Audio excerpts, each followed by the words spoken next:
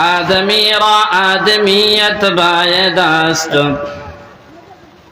آدمی را آدمیت باید است. عود را اگر بو نباش زهی زمان. آدمیت لحم شهم پشت نیست، آدمیت لحم شهم پشت نیست.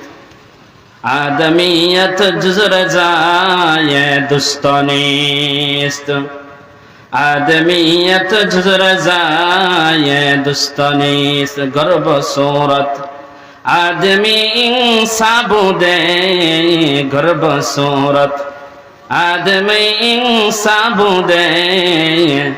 احمد بود جهل هم ایک سا شده، احمد بود جهل هم ایک سا شده. لا ইলাহা ইল্লাল্লাহ।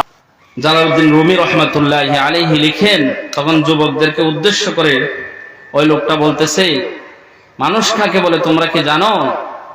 আরে এরা তো মানুষ না, মানুষের মতো এদেরকে দেখা যায়, কিন্তু আসলে এরা মানুষ নয়। তখন ওই বৃদ্ধ লোকটা মানুষের পরিচয় দিতেছে, আদমিরা আদমিয়ত বায়দ আস্ত, উদরা গরবু নবাশ জাহি জামা।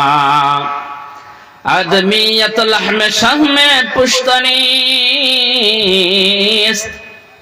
আদমিয়ত জুজ রজায়ে দুস্ত নিস্ত।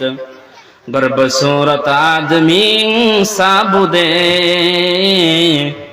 अहमद बुद जहल हम के साशुदे। আরে মানুষের গড়ে জন্ম হলেই মানুষ হওয়া যায় না, মানুষের মতো দুইটা হাত হলেই মানুষ হওয়া যায়। কিছু বৈশিষ্ট্য রয়েছে, ওই বৈশিষ্ট্যগুলা যার ভিতরে থাকবে সে হইল মানুষ। কারণ এই পৃথিবীতে দেখবা জন্তু জানোয়ারেরও দুইটা হাত আছে, জন্তু জানোয়ারেরও দুইটা পা আছে, তাদেরও মুখ রয়েছে, চোখ রয়েছে, কান রয়েছে, জিহ্বা রয়েছে, একটা দেহ রয়েছে, বডি রয়েছে। তারাও চলাফেরা করতে পারে, তারাও রাত্রি যাপন করে, তারাও ঘুমাইতে পারে, তারাও আবার দুনিয়াতে বিচরণ করে।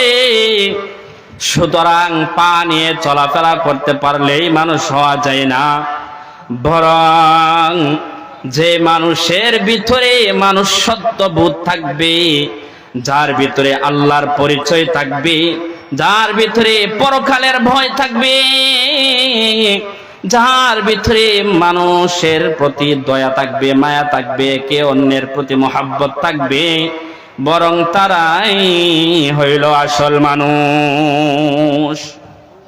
সেই মানুষ হওয়ার জন্যই আল্লাহ তাআলা আমাদেরকে দুনিয়াতে প্রেরণ করেছেন। আমাদের হাত আছে, পা আছে, এগুলো জন্তু জানোয়ারেরও আছে। আসল মানুষ কারা? যাদের ভিতরে মানুষত্ব বোধ রয়েছে যে আমি মানুষ।